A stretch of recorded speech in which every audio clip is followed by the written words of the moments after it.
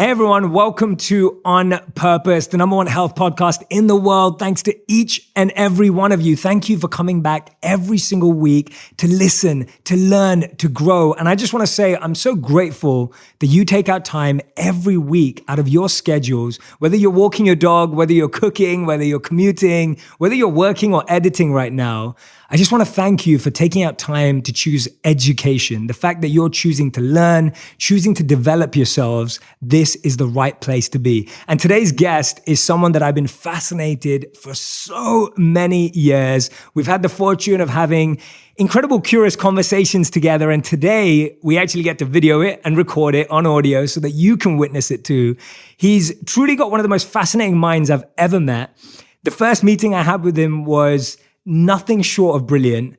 And I just want to tell you a bit about him. Now, listen very, very carefully. Brian Grazer is an Academy Award winning producer, New York Times best-selling author of A Curious Mind, who's been making movies and television programs for more than 25 years. His credits include, and this is just the tiniest list in the world, A Beautiful Mind, 24, Arrested Development, Empire, 8 Mile, Friday Night Lights, amongst so many others. His films and TV series have been nominated, wait for this, 43 Academy Awards and 195 Emmys. And Brian's new book, Face to Face, is what we're talking about today. It's the art of human connection, something I know is so important to every one of you. So please welcome to the show, Brian Grazer. Brian, thank you for being here. Thank you. I'm so grateful to have you here. Thank you, of course. This is such a pleasure and honor to be sitting with you. I'm psyched. Yeah, I was really psyched. We both just got back from our vacations only last night. I was back from Provence and got up early, and you were back from, am I allowed to say Bora Bora? Yes, yeah. Yeah, okay. Absolutely. I was on a 3-year late honeymoon. Oh, you're very busy then. Oh, absolutely, absolutely. But I want to kick this off by asking a curious question of my own. And I know curious conversations are your fascination. Yes. But you're actually a painter. Yes. Like that's something that you dabble in. Tell us about how you got involved in that. I got involved in painting through my daughter. My daughter was her name is Sage. She was 4 years old. At 3, I was playing invisible Barbies with her, where you're playing with a Barbie and then she takes the Barbie away and she goes, well, the Barbie's now got red hair. And I go, I can't see the Barbie. And she says, well, it's invisible. So I thought I have to transition her to something that maybe we could do together, because I was looking at my watch. So I think at now 5 years old, we decided we'd paint together, which is something I've never done. I've never played with ceramics or painted or anything before. And so I had room to have an art studio and we became painters together. And she soon ceased to paint and I just continued to paint and still do to this day paint. And I use primarily acrylic, then oil, and then oil stick, and often pencil to highlight or punctuate faces, or usually faces, nuance. Amazing. Expression. So painting is what brought your human connection together. Yes. Painting is what brought our human connection together, and we became like completely embedded with one another on this painting. And tell me about that. What is, when you say the art of human connection, what is human connection to Brian Grazer? Like, what does that mean to you? It means, well, first there's the set point of human connection, which begins with eye contact. And there's a whole story about eye contact and why I had a heightened awareness to it. Basically, human connection begins with actually looking at somebody, but looking at somebody calmly and without ambition. Just looking at them calmly and feeling them. It doesn't mean you have to pause. You have to do any weird thing, but you just have to really look at them and be relaxed and be interested. And that makes somebody feel like it validates them as a human being. It makes them feel human. And conversely, you will feel human. So it just begins with that generous act. Now, once you've established that, you're at least on the very, very beginning of the pathway to getting to know somebody, to getting to ask questions, for them to feel like I can answer those questions. And once you're on the pathway, then you can really just let biology take over, and you find things that are very interesting about them, they with you. But what I'm personally interested in doing is getting to the place where we both are, on a one-on-one, we're both reaching into our most authentic self. Yeah. Where whatever that truth is that lies deep embedded in you, whatever that is, to have some of that revealed. And I do this now always without any thought about it. And there is pluses and minuses to this. And I always tell people, it's like when you're reaching inside of yourself and you're really accessing that, you do say things that are stupid and you make mistakes. You're fallible. You have to say, I'm willing to have that fallibility in myself happen.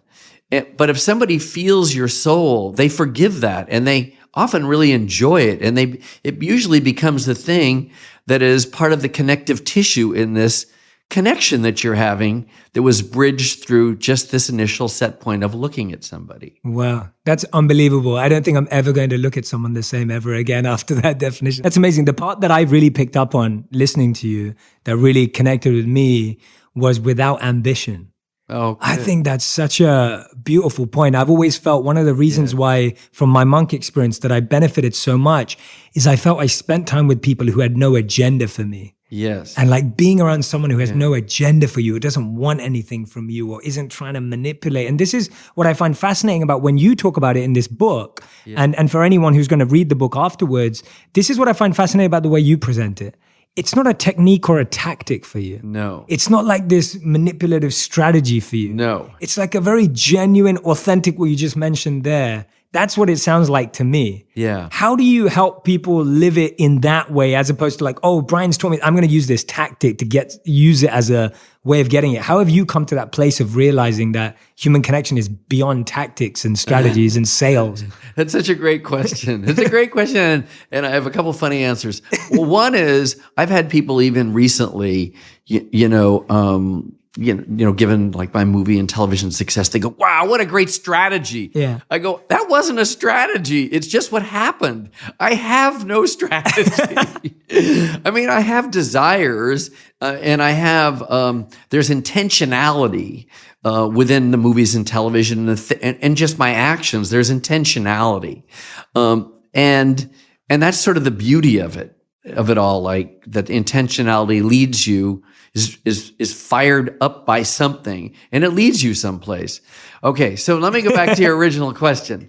So I found that very early in my career, it was just right before I ever produced anything. So I had to be just about turning 24 because I produced something at 24.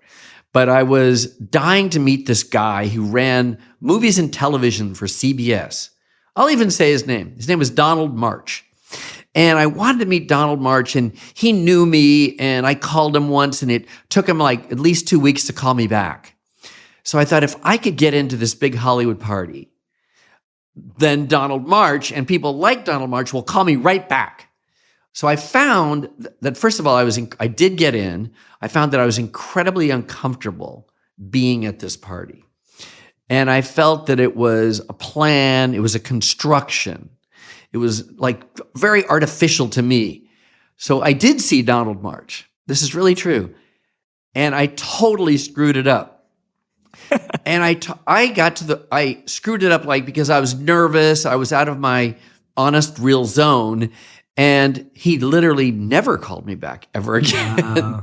Just because I said, it just didn't feel right, and people can feel when things are not, that aren't real. They can feel constructions. Absolutely. Particularly if you're paying attention. Yeah, absolutely. So I kind of vowed at that time that I was never going to go to any party as an ambition. I would go if I thought I could have a good time. I thought if I could be naturalistic and just like, this could be really fun, or this could be a really interesting experience, or this could be a really interesting adventure. When it's just when it becomes a real thing that I'm doing.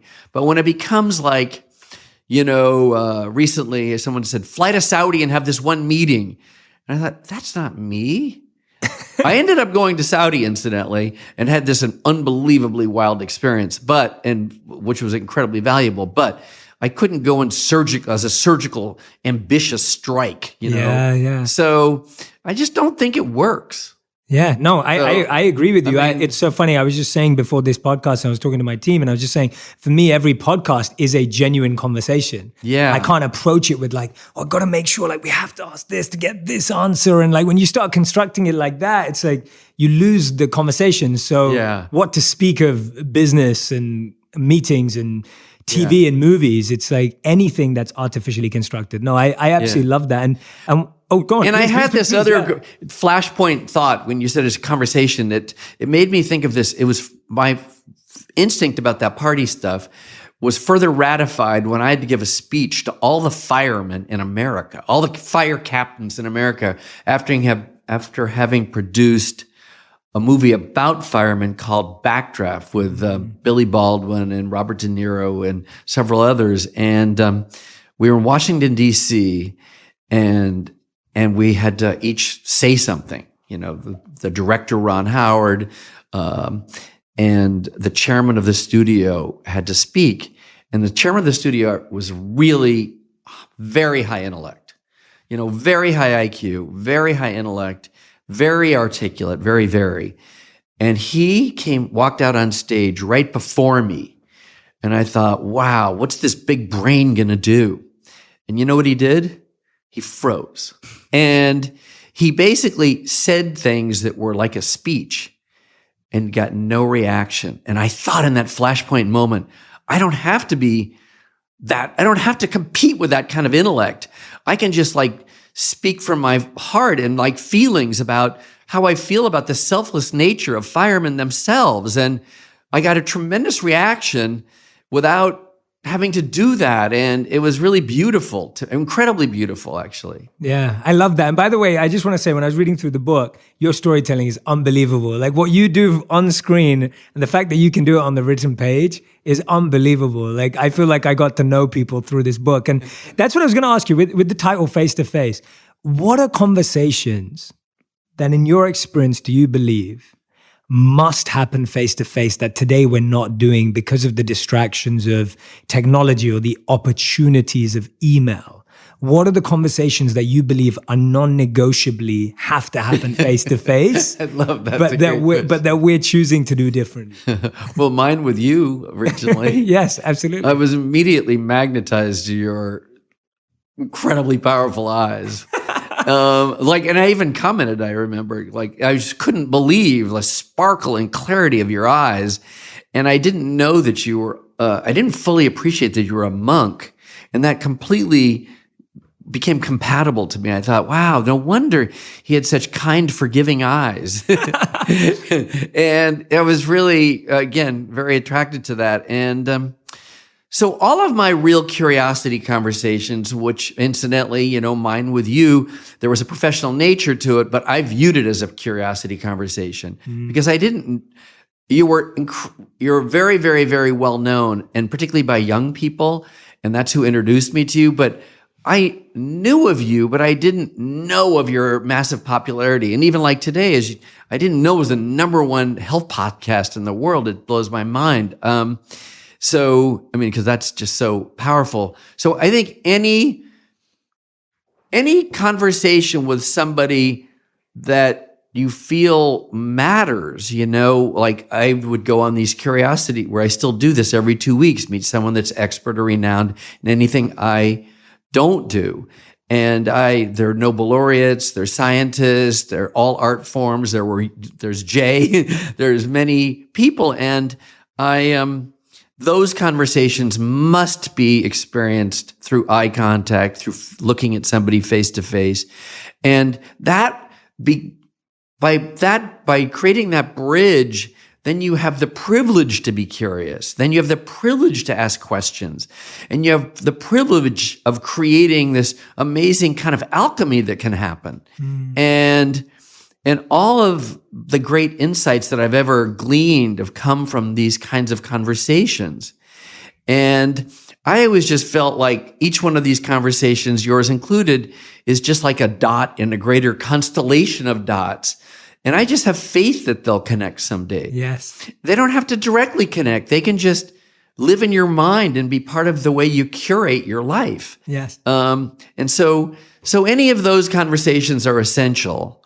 Have to be face to face. Absolutely. And it's so fascinating you say that, because I feel like I'm not sure I know so many people who make time for curious conversations in their lives.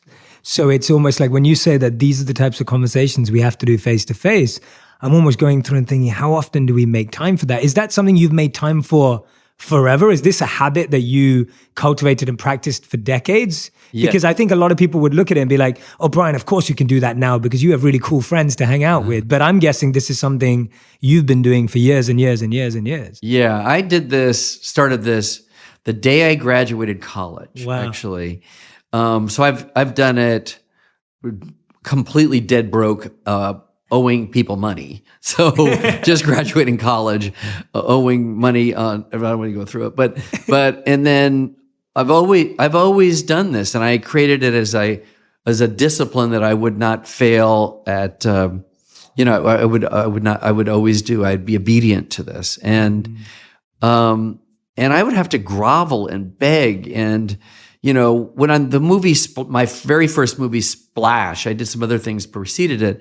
That made me well known, but not well known enough. I mean, I wanted to meet Edward Teller, the father of the hydrogen bomb. And for a bunch of reasons, I don't have to agree with somebody. I just have to be interested in them or the excellence or their process. But it took almost 3 years for him to finally say yes. Jonas Salk took, years. But I just kept, if you do enough homework, which you have to do, and you're persistent and you're politely persistent, often I would have to wait till like one of those people's assistants had just quit and they have a new person I can actually follow to their car or something. I don't know. But so no, I've done it for my whole life. Yeah. It's really a way to enlarge in my life. So it enlarges my mind, creates elasticity in me, emotional capability. And then of course you gain these fantastic insights that you can transport to something. Yeah. No, it comes across so genuinely in the way you tell it in the book, but also the way we've connected. And I think that's what everyone who's listening or watching right now, the one thing I'd love for you to do if you're sitting back at home or you're in your car is start scheduling curious conversations. Like start finding people that you're curious about, not just professionally. Like notice the difference here. It's not about a professional meeting. It's not trying to get a deal. It's not trying to close something. It's about finding someone that you're genuinely interested in that sparks your curiosity, like you said, could just be a dot that one day might connect. Yeah. And I love that. And I'd highly recommend that we schedule more. For me, the podcast is that. Yeah. Like the podcast is just like this beautiful way of just getting to like dive into someone else's mind with no need apart from wanting to learn and grow. So I couldn't agree more that it's powerful. One of the things that I'm really intrigued by is one thing that I think you can help us with. We live in a generation today where people's attention spans are just getting squashed. And so today, now you're not competing against another person, you're competing against a phone. So the phone has access, like, can anyone be more interesting than a phone? Because a phone has access to everything, right? Like, that's the question. Yes. How have you developed patience to stay interested in someone, even when you're wondering, what is the connection here? I'm not even sure I'm learning. Like when you're finding it almost difficult, how have you stayed interested in someone when you don't have a common denominator? Because I feel today we look for commonalities, and if we don't find it, we're like, well, there's nothing to learn. Yeah. Does that make sense? It makes total sense. It makes total sense. Well, how do I stay interested? Well, first of all, you don't have to stay interested. There could be there's a point where if you feel like you're forcing it or they're forcing it, then you don't have to. You just always want to be polite because we all want goodwill. We all want the wind blowing to our back. Yes. But it's often it's very unique. Like only just before our trip, about 6 weeks ago, I had an Uber driver, and I said, and what's good is they don't initiate conversation, so I will initiate. I said, "Where are you from?" And he said he's from Serbia, And so we got into this conversation. It led me to martial arts. And I said, well, I've taken many different martial arts. I mentioned, he goes, have you taken this Russian martial arts called Sistema? I said, no. So I go, will you drive into my house? So instead of just dropping me off, he drove in. I got all of his contacts because he also said that his mother-in-law has seen me before. And I believed, I felt safe, And then I then said, will you charge me to teach me this martial arts form called Sistema? He said he would. So I had him come over. Even I had a broken wrist at the time, and I still did it and learned Sistema, which was a very different kind of a form of martial arts. And I was really glad to do that. But I didn't know that would happen. Wow. I didn't know that after the Paris terrorist attacks several years ago, that Uber driver was dropping us off at the Ritz Hotel. Mm-hmm. And I asked him this question about the tax. And I said, well, I wanted to know how it made people feel, like just how does it make you feel one-on-one on the street? Not just what the news is. Mm. And he said, shame. And I thought that was really interesting to me.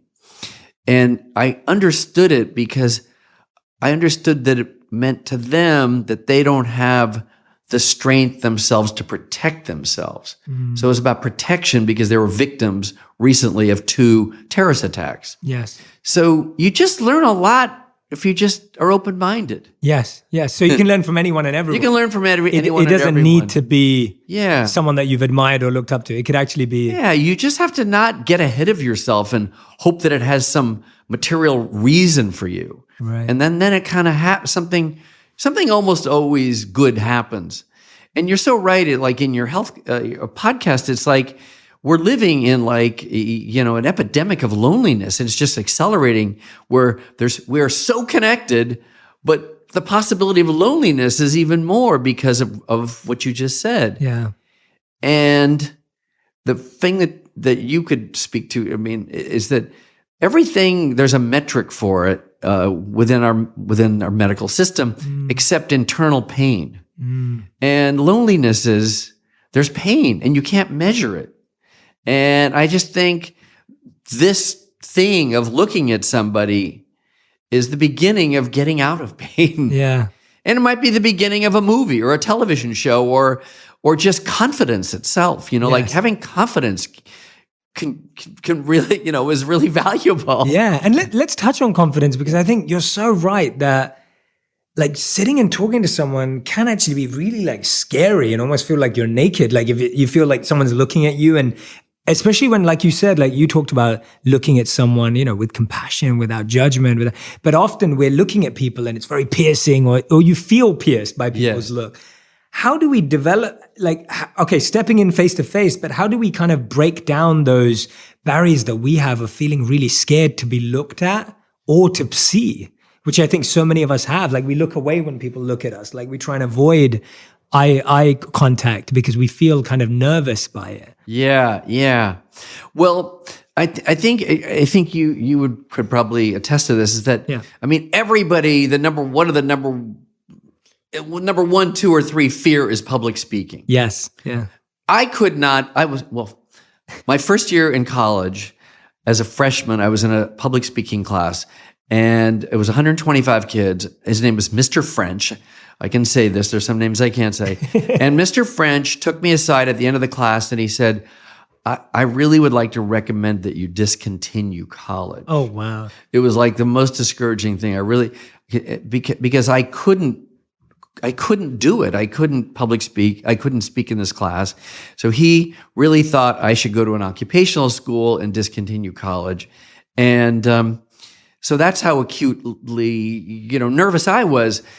But somebody said to me one day, just think to yourself, like, you're just giving somebody a gift. Mm-hmm. Start off by saying, I'm grateful to be here. Mm-hmm. That will be the beginning of how you can loosen up. I'm grateful to be here. Yeah. I'm grateful you're here having me. And it's the same thing with eye contact. You don't have to say I'm grateful, but you can feel like you know what? Everyone is feeling what you're feeling. If you look at somebody calmly and go, hey, how you doing? Something good will happen. It will be very, very unusual if something good doesn't happen. Yeah. So that's so true. I love that. So I think of it as just a nice thing to do, just a polite thing. Oh, 100%, 100%. And I think you're so right that it can be an internal thing. Yeah. It doesn't need to even be verbalized. It doesn't need to be vocalized. It can be internal. You say it. Exactly. Absolutely, absolutely. And if you start feeling that, it's kind of like I had some very famous guy say to me, I knew you before you made your very first movie, Night Shift. And now you've made all these movies and won Oscars and stuff like that. But I know you, Brian. Have you ever looked in the mirror and kissed the mirror? And I said, no, I haven't. So it just means like, take a minute to love yourself a little bit. Yes. And then give that to other people. Yeah, absolutely. No, 100%, 100%. And I think that that's so much of it that if we've never looked at ourselves in the eye, it's hard to look others in the eye. Yeah, right? Yeah, like it becomes more complicated. It's like if we've not been able to truly see ourselves, then how can we allow others to see us truly as well? Yeah, that's so smart. smart. And I feel like, no, you've inspired it just now. I've never said that before. You never said it? I've never said that before Oh my God, life. I thought you must have already concluded that. No, I've literally just said it right now in this conversation. Well, that's but it's hippie. Yeah, it's just, to be truly seen, one has to see themselves first. Yeah. To allow others to truly see you. And I definitely experienced that in, there's a beautiful analogy in the Vedic literatures of a mirror of the mind. And it said that when we first try and see ourselves, the mirror is very dusty. And so you can't see yourself. So when you try and wipe the dust, the first thing that happens is the dust comes in your face. And so it's actually quite a tough process to start seeing yourself. And then finally, when the dust disappears, you can then see yourself clearly. So a lot of us are going through that dusting phase of trying to see ourselves clearly. Wow. And therefore, the people that we want to show ourselves to, we can't because we're still trying to see ourselves. Yeah. Wow, that's very heavy. I love sorry knowing if it's that. too heavy. I love that I just like as also just as a personal validation, I kind of felt like what I said to you is what I felt, but now it's further validated by, body of work. Well, when I was reading through the book, all I was doing was nodding all the time. But what I found different and what I love about the storytelling, and I'm trying not, I know you're telling some great stories from there, and I want everyone else to go and get the book too. But the thing in the book is that the way you tell stories is it's effortless, but it's also from your deep observation and analysis, right? You deeply observe details from what people are wearing all the way through to their lips. I think everything matters. Yeah, and it does. And that's what I loved about the book. And that's what I'm validating back is that I truly believe that becoming an expert in observation is everything. Because if you genuinely are observing the seen and the unseen. Yeah. No, that's really smart. I love it. I learned from you. I love it. You're inspiring everything we're talking about. I mean, you went through the discipline of becoming a monk. Which is I so admire that. It's but it's really true. You have to be deeply observational. Yeah. Well, we'd have the awkward task of having to walk down the same path every day and having to find something new on it. Yes. Like that was one of our tasks. Like we were told to walk down the same path and have to find something unique every time. Yes. Wow. And it was like, it's hard after a while. Like it sounds easy, but after a while, you really have to look. And I think that's what I'm seeing in you is that you're meeting all these people that everyone in your industry meets, but you're able to meet them uniquely. I do. Right? That's what you're I definitely do. Yeah. Many people have met all the people I've met, but don't see what I see or feel what I felt from just like could be a millisecond, just some little nuance or a question that they turn away from and you wonder why and it means something. Yeah, absolutely. And how many days did you do that particular thing though? That we did for about 30 days. So it's like, and you had to articulate it? Yes, we had to explain every day. And often they would play with us in the sense that we were asked to find a new stone every day. And so what you would do, what your material manipulative mind would do is it would find two stones. And then you'd say, okay, I'm going to show this one today, and tomorrow I'll talk about that one. Oh my God. And the next day, the monks would say, okay, now we're not looking for stones anymore. We're looking for new flowers. Oh. And your ego mind loses and you're like, oh man, like, and it's just great because it just crushes your ego and your manipulative mind to show you that life doesn't work like that. Like you've got to really be present. It's not just about manipulating the answer. Yes. Anyway, so so you can't start developing patterns and outsmart it. Correct. Correct. And we think we can, right? Yeah, we think we can. How have you let go of control in these conversations? I feel like when you're in these difficult meetings or you're in situations, even when there may be a bit, how do you let go of control? Because when I'm reading this, it sounds like you're able to really detach from where things are going and allow it to naturally flow. How have you given up control over these? That's a good question. And I know take your time to think about it. I'm just I think I know what you're saying. I think I trust that I'll have something to add because I do come to all these conversations prepared. So how do you prepare? Tell me that. Well, I would read something about somebody, I would read, but I leave some things unsaid. I knew you were a monk when we met. I knew that you did that.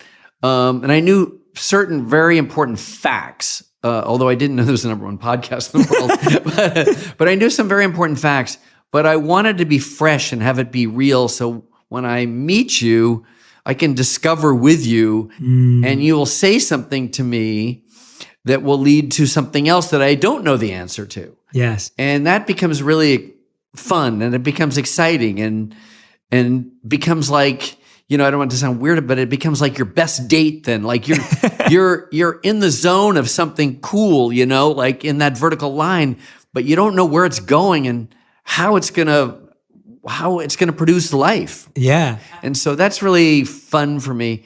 I am scared sometimes of if there's nobody, if it's silent, but I just get through that. How do you deal with awkward silences in conversations? I think that's something that everyone who's listening right now knows, that whether you're on a date or you're at dinner with friends, there's so many awkward silences and you're sitting with hugely influential people and there's those awkward silences. How do you navigate those? I'm not beyond like groveling. I might just go like, oh, come on, what are you thinking about? And if I get nothing, then I will turn a fact into a question. I'll go, did you know the following thing? Did you know that song from Gucci Mane just dropped last week? Or I'd say, I went to the Atacama Desert and have you ever been? They go, no. And they just, no. I go, well, I went because I was searching for the greatest night sky in the world. And my wife said there's 2 places and one of them is the Atacama Desert in northern Chile. So we went to it. Wow. Or I could say, everyone can go like, how's your family? Where's your vacation? What do you like to eat? What do you hate to eat? You can go, you can invent stuff. Yeah. And this is part of what you're saying. Like, I feel like there's such a need for us to become better conversationalists. Yes. And I feel like we've started talking in abbreviations and acronyms because of social media. So like, that's so true. It's such a normal thing when your partner is out to message them and just say milk. Like you would just say milk in a message and they know that means get milk. Yeah. And you know what that means. But then when you turn that into a conversation and you start talking in, like you see them walk out the door and you're like milk. With nothing else. And with nothing else. And it's like so much of our conversation gets shrunk into abbreviations and acronyms. Yes, it does. And no doubt, for sure. Just stuff. And I'm just like, but there is a need. What I feel you're doing is you're telling us to expand our vocabularies and our minds to actually dive into a real conversation and stop talking like we do on small text trust messages. Trust that an actual conversation will produce something of value. Yeah. You don't have to know what it is, but I guarantee it will produce something of value. Even if it's awkward at first. Yeah. And I love preparation and trust. I think those are great practical takeaways for everyone listening, that preparation and trust together is a beautiful synergy. Yeah, you have to do preparation. Yes, you do. Because then that's not fair to the person you're calling up or texting or emailing, can I meet you?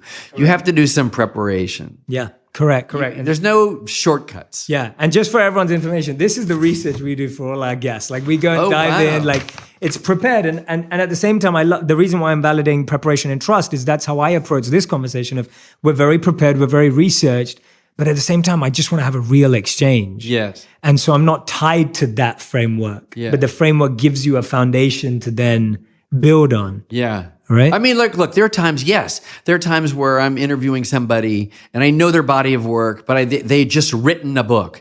And I sometimes say to my wife, Veronica, should I tell them I read it? And then we always conclude, no. Say, I heard about it. I heard it was amazing, but I haven't had a chance to read it. Yes. But you can choose whatever you want to choose. That's my choice because I don't want to get busted. Yes. Because then it just kind of undermines the whole thing. So, absolutely. So you can't do everything, but you can do enough. You can do something. You know, we can all prepare a little. Yes. Yeah. I love that. One of the things that fascinates me about your work is this theme of redemption. Yeah. Like this consistent theme that keeps coming back up. And I think that with communication, even within face-to-face communication, redemption is such a need in our lives. Yeah. Because I think we regret what we've said.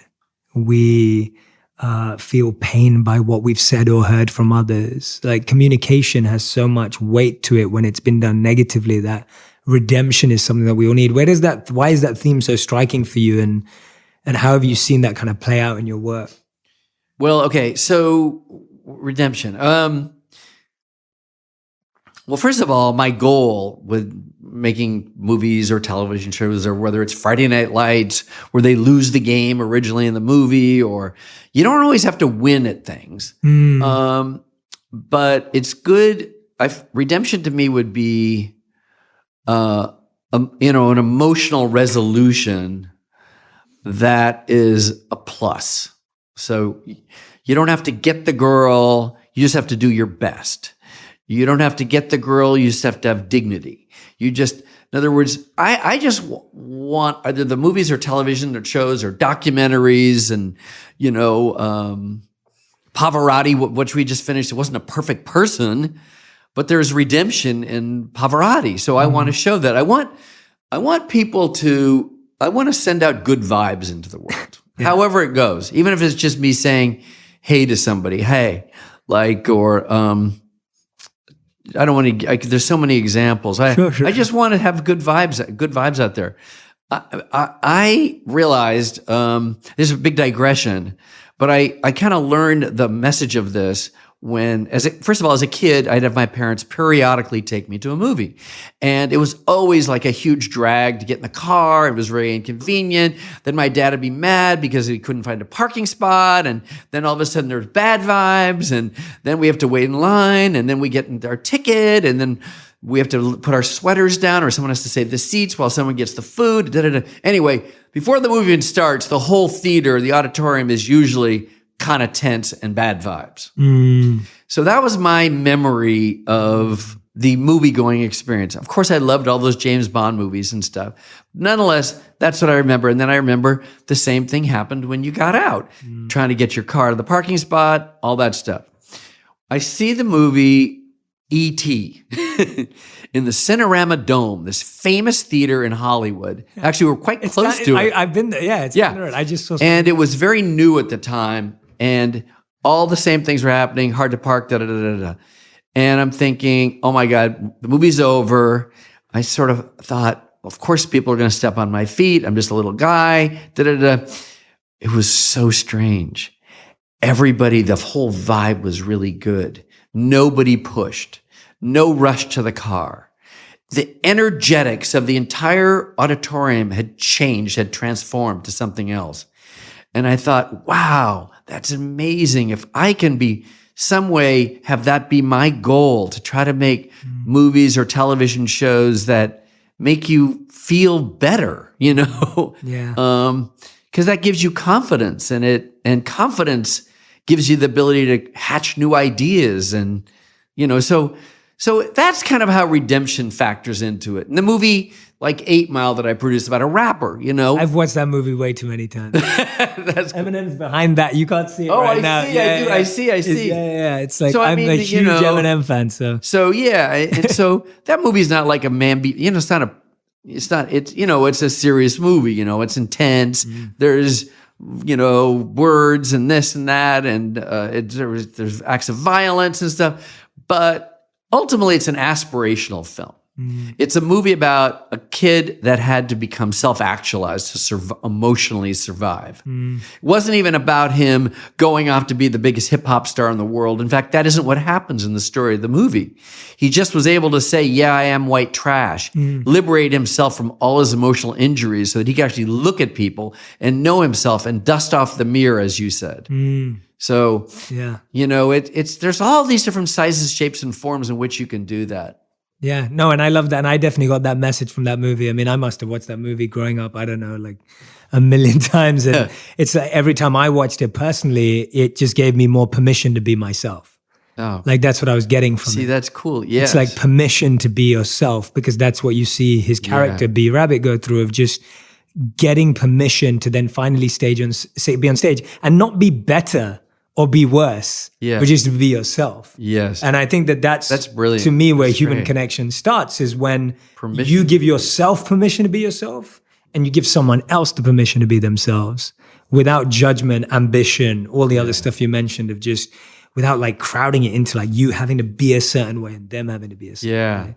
Well, that's so well said, because that is sort of like thinking of your best date or your best meeting with somebody, even just a business meeting. Your best meeting is when that happens, right? Yeah. When those guards go down and both people feel permission to be themselves. But I thought you did that when I first met you. Obviously, I mean, some of the movies you've made are some of my favorite movies. Rush 2 is one of my favorite movies. I love that movie. And it's, for me, those have been, and so when I got the opportunity to meet you and my team had mentioned to me that we could meet, for me, it was like, I was like, wow, I'm meeting someone that I've like admired for a long time, really look up to you.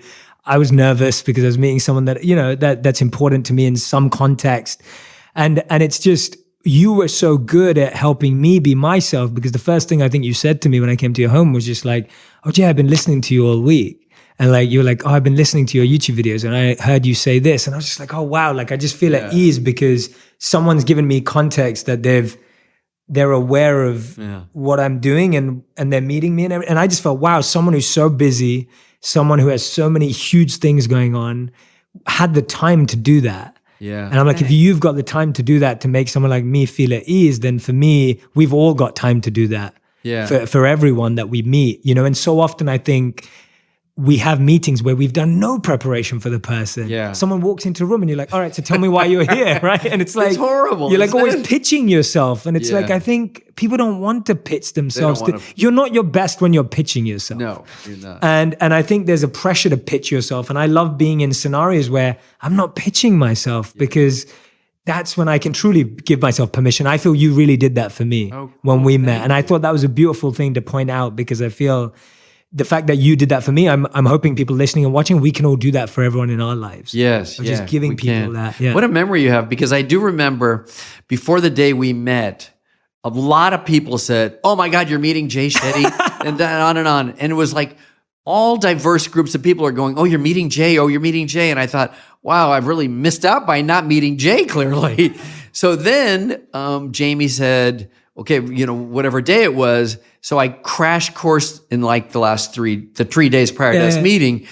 I watched and listened to so many of your pieces. And I thought, wow, I get it. Like I actually was able to, it was very easy to connect into you. So, yeah.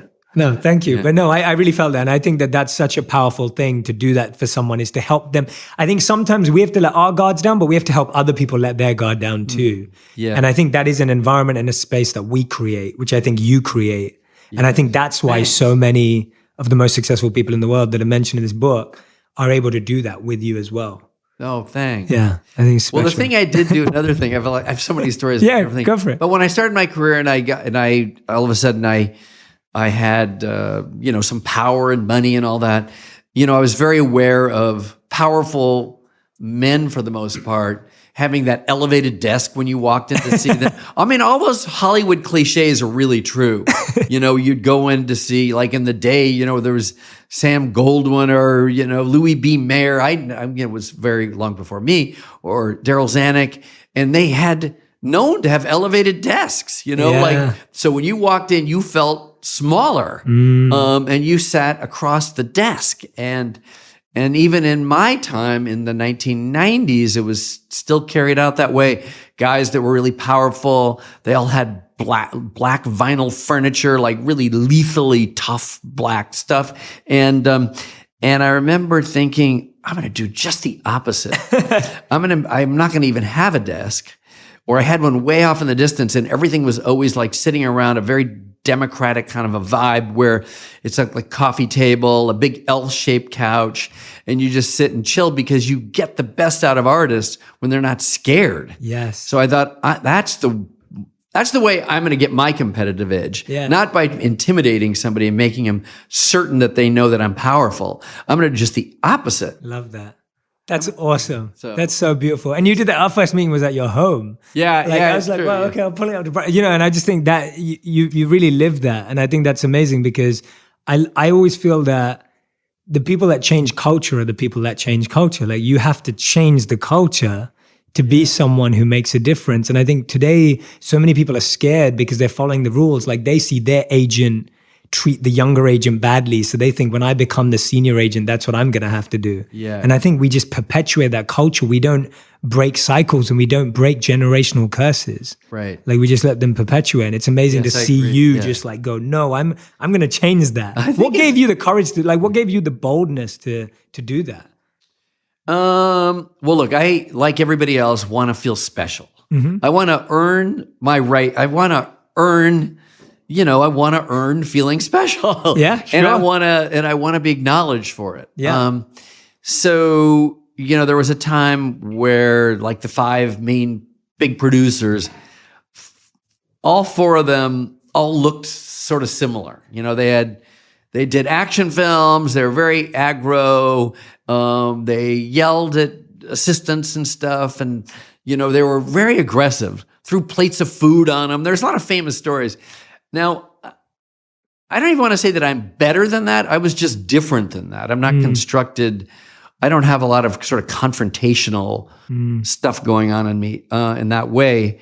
So I thought, how am I going to have do I need a nickname or how do I do this? And I quite honestly, a lot of them had, beards. I could not grow a beard, quite honestly. So I thought, how am I going to do it? So I did want to, have something. And so that's when I sort of popped my hair up because my daughter Sage thought, oh, that looked great. We're in a swimming pool. And I thought, well, okay, that could be different. Yeah. And so...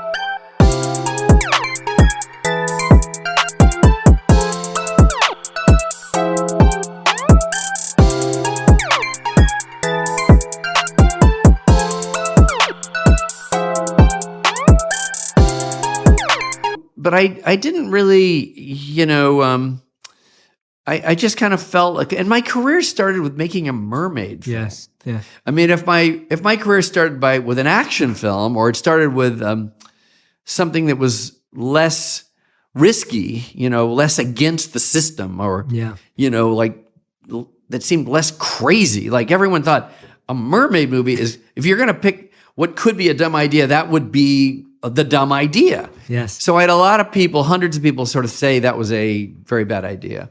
And so the fact that it worked validated this sort of movement for myself to just continue to try finding my authentic self, trust the theme that lives inside of that authentic self, and have that be transported into movies or television that I do. And so most of my movies and television shows, the ones that I work on, that work, have a theme. And usually the theme is rooting for love, rooting for friendship, brotherhood is always a thing to me, Me too. And self-respect and identity is critical. It's the avoidance of shame. Yeah. So many movies are kind of access around respect. Having men want to feel respected. We all want to feel respected. Women want to feel respected. Yeah.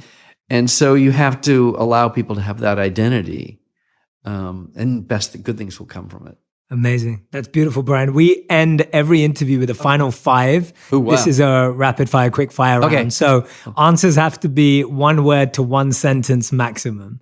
That's a cap. And I will probably make you expand on stuff, but we'll try and stick to that. I'll try it. This is your final 5, Brian. So yes. The first question is the movie you've rewatched the most. Godfather. Okay, nice. Second question. What is one movie you wish you created? Oh God, what is that with Michael J. Fox? I love that movie. You know what it is?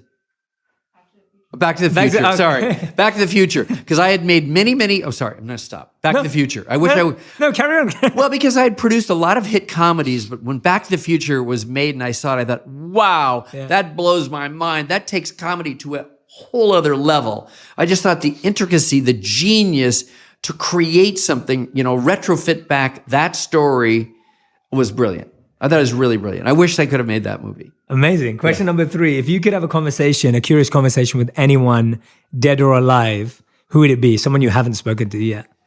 I would really love to really have a conversation with the Pope. Oh, wow. With the Pope. Okay, side question, not one of the final 5. What would you ask him? What would be one question that you'd ask him? How does he have the strength and ability to change which is almost an inflexible system? Nice. Yeah. Amazing. Okay, great. I'm sure we can dive into that on another day too. Question number 4. What's one of your favorite scenes from the House of Cards? Because I know you like the show. Oh my God, I do love House of Cards. I don't have a favorite scene, but I did like when Kevin Spacey would become so evil, so badass that it's shocking. I guess I like things that are unpredictable, and he and that became unpredictable. So amazing. And I liked it. It was a big surprise to me because I offered Robin Wright to be in A Beautiful Mind. I think she's an amazing actress, but she declined, and I probably shouldn't say that. But anyway, she did, and I've always been a big fan because she's brave and she's super badass in that show. Yeah, I love it. And the final and 5th question of the final 5 is, if you could give one message to everyone listening, what would that be? If you had to give a final message to everyone listening. It's a 1 step to look at somebody in the eyes. Please do it. Amazing. I love it. How beautiful. What a beautiful message to give to people. Just to forget FaceTime, forget messaging, get in front of people, get face-to-face, have more curious conversations, have conversations without ambition. That line is going to stick with me the rest of my life. I'm so happy. That is such a beautiful way of putting it. Thank you so much, Brian. You're welcome. And for everyone who's been listening and watching, thank you so much for tuning in today. I highly recommend that you go and get the book, Face to Face, The Art of Human Connection. It's in bookstores right now. You can order it online too, and we'll put the link into the comment section so you can order it straight from our feed. Make sure you go get the book. If you want to hear about stories, and what I love about this book is there are lots of people in our lives that we may never get to have curious conversations with ourselves. But it's people like Brian who bring those curious conversations into our lives. So there are a host of people in this book that you'd love to speak with, and you may never get to speak with face to face, but Brian has, and he's asked them incredible questions, and you get to read about all of them in the book. So in the same way as I always say, I feel mentored by Steve Jobs, even though I never met him, because I've studied everything he's ever said. You will find the same mentorship and insight in this book. So I highly recommend that you go and get Face to Face by Brian Grazer. Brian, it's been an honor and my pleasure to have you here today in my home and also to interview you. And I'm excited for our relationship to continue. I'm excited for more conversations. Me too. I'm so grateful. I loved, you're brilliant. I loved how this turned out.